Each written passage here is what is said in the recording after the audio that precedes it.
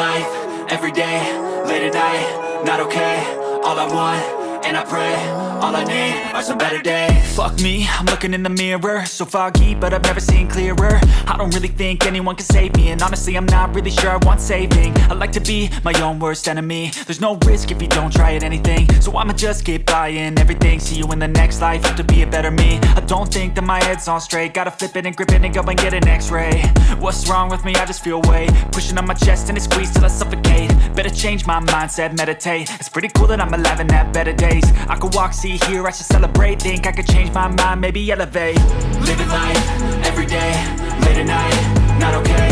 All I want, and I pray, all I need are some better days. Yeah, all I need are some better days. Cause all I want, and I pray, I believe in the better days. I'm kinda stuck between a rock and a hard place. Do I work hard or live at my pace? You're only young once, yeah that's all great, but I also want a future where I'm okay. Living life is doing lots of cocaine. Wait no, it's living with no shame. Wait no, it's sleeping in on Sundays. I guess it's different for each of us and that's okay.